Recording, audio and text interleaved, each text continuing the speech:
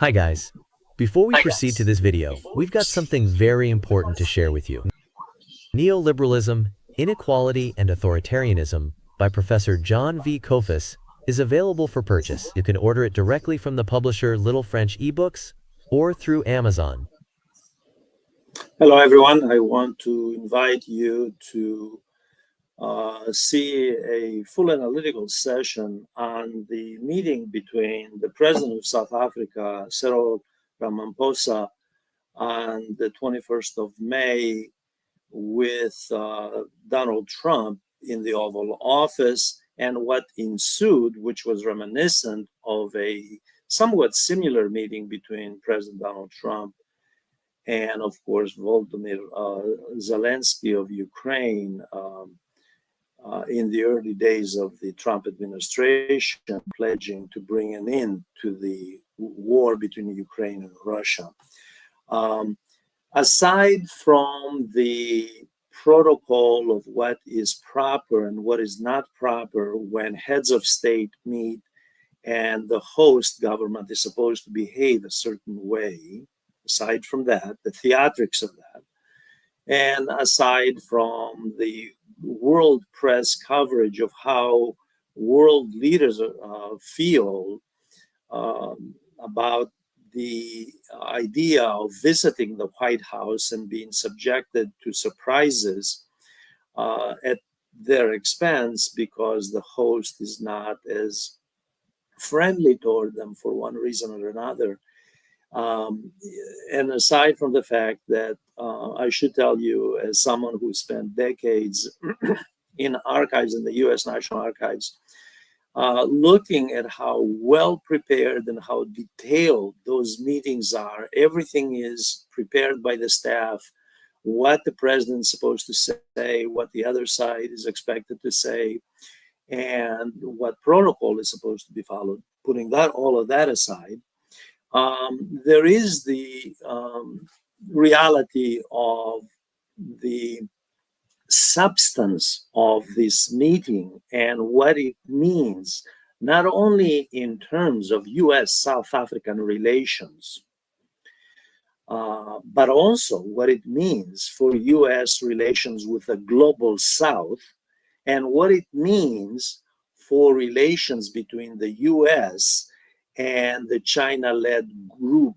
BRICS group, of which South Africa is clearly an important member, historically, of course, given the brief history of BRICS, siding with Russia and China, and against the G7 and the West, and against, of course, Israel. So there are various dimensions, and one other which is very important at that meeting, and it became very clear given the coverage and the analysis of both Black, that is African-American journalists, commentators, as well as scholars, given that they took offense at how the White House dealt with a Black leader visiting.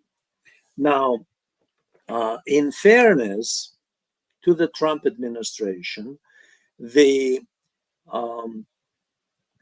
scene had been the historical antecedents to US-South African relations had been already established before Trump took office. Let's face it.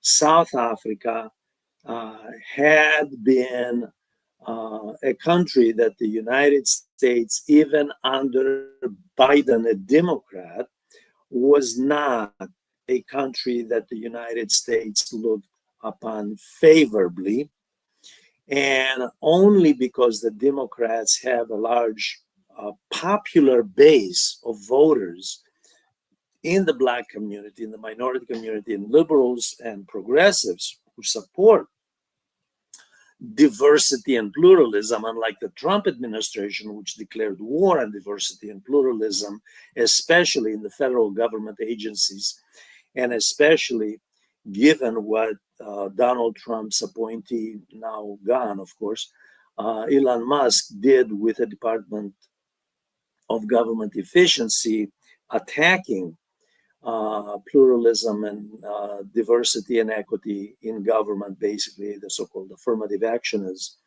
those of you who follow these issues. What we had already since the early days of the Trump administration, it was basically a continued policy of what Biden had started, except that it escalated to take it to the next level, to the far right, and to attack the South African government in very bold terms, singling it out for cutting off aid to South Africa and expelling its ambassador from Washington, D.C. So already before the president of South Africa arrived at the White House, there was a hostile environment. The question is, why did this man come to the White House?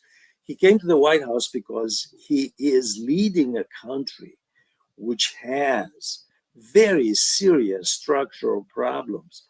Although Nelson Mandela was freed from prison and he brought about political systemic change, with the blacks constituting roughly 80 to 82% of the population, while whites only 8%, by the way, and were the white minority was under an apartheid state, the governing entity and controlling all the institutions. With Nelson Mandela, all of that ended, by the way. However, although there was a political systemic change so that South Africa had finally a black majority rule, although Cyril Ramaphosa has brought in, by the way, as you pointed out, at the White House, he's brought in white minority elements in the government. Although that ended, the fact is that the white minority, just 8% of the population, maintains control of roughly 2/3 of the wealth of the country and the income of the country, while the 82% have a small percentage of that wealth in a country where GDP growth in the last 10 years has averaged roughly 1%. Very slow growth. This is not India and China, which are obviously at the head of the BRICS group, like South Africa is in that group. We have slow growth here. We have a country where unemployment is high.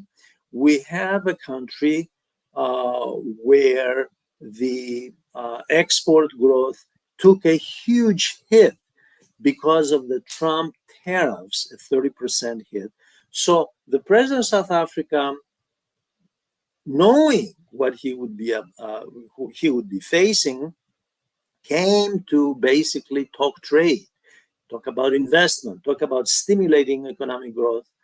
And what he discovered was what the mainstream press, including the BBC, The Guardian in the UK, Al Jazeera, but also CNN, among others, labeled an ambush of the guest of the White House, namely Cyril Ramaphosa, who came there to talk trade.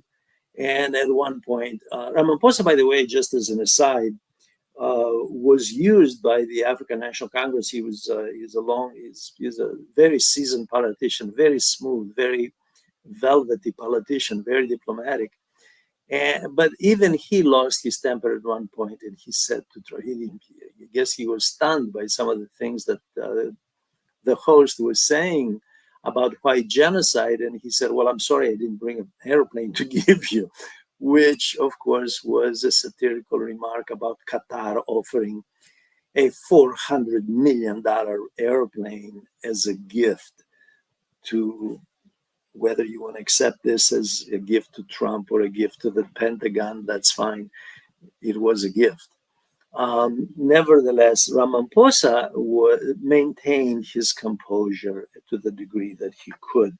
I should tell you that the charge of white genocide, as the mainstream US as well as global mainstream press pointed out, is manufactured. There is no evidence.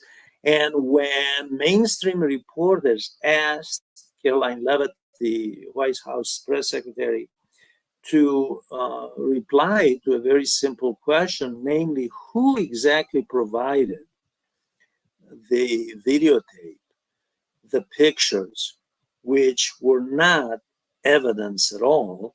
In fact, some of that material did not even pertain to South Africa, but rather to the Congo. Who exactly was responsible for all this? Well, in order to understand all of this, we have to go back to the first Trump administration back in 2018, when, for ideological reasons, for political reasons, to basically consolidate the US popular base that the Trump administration is counting on, which is far right wing, as well as mainstream conservatives, they concocted the idea that there is white genocide. Now, if that were the case, that of course the mainstream media all over the world would have reported it, and the International Court of Justice, as well as the International Criminal Court, as they have heard other cases of genocide, would have rendered a decision. South African courts, I should tell you, in February 2025, did come forward and concluded that the charges of white Afrikaners concocting this mythology was totally lacking any empirical foundation. This is the court's decision that, in fact, there was no evidence for it. And like I said, clearly there were ideological, political, economic reasons and white supremacist reasons for doing this on the part of the Afrikaners, especially as the US administration, Trump administration, accepted the symbolic 49 people, Afrikaners coming in as refugees.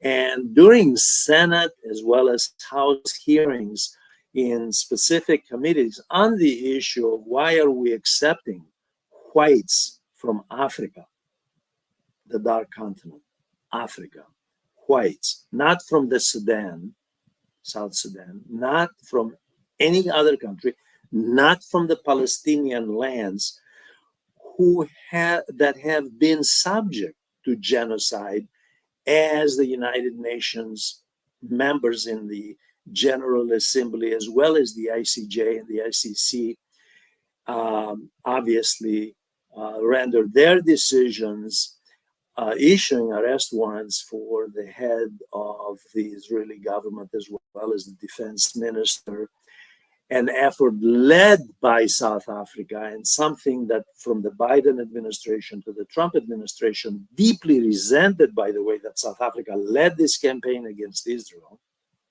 By the way, Israel is continuing the war that the international community, for the most part, with the exception of very few countries led by the United States, have concluded is indeed genocide. And this is going on right now as we speak, given that hospitals and schools and children are targeted in this war. So in this larger video, I analyze the broader issue of genocide from a historical perspective, the broader issue of how whites from Europe, mostly Northwest Europe, of course, especially Holland, but also England, with some Germans, French, dominated South Africa, colonized from the 16th century onward, subjected the vast majority of the population to labor, cheap labor, took their assets. South Africa, by the way, is no secret, is very rich in diamonds and gold, has historically a connection to Israel, those industries, from the De Beers Corporation to others, historical links to Israel with the Jewish community in South Africa. I look at all those issues, but I also look at the broader issue of why South Africa became such an easy target, given its vulnerability right now and has been, in terms of a country that does need economic support. It has huge economic problems, unemployment. And of course, it's no secret, as the president of South Africa pointed out during the Oval Office meeting, that South Africa has a problem with crime and that the victims of crime in South Africa are not the Afrikaners, the white farmers, who have been historically the exploiters, by the way, in South Africa, but rather blacks themselves, the victims of crime in South Africa. And it's true, it has one of the highest crimes in the world, have been blacks themselves. Now, I invite you to join me in this longer analytical video, ask questions, write comments, and please join this educational channel on international issues. Thank you very much.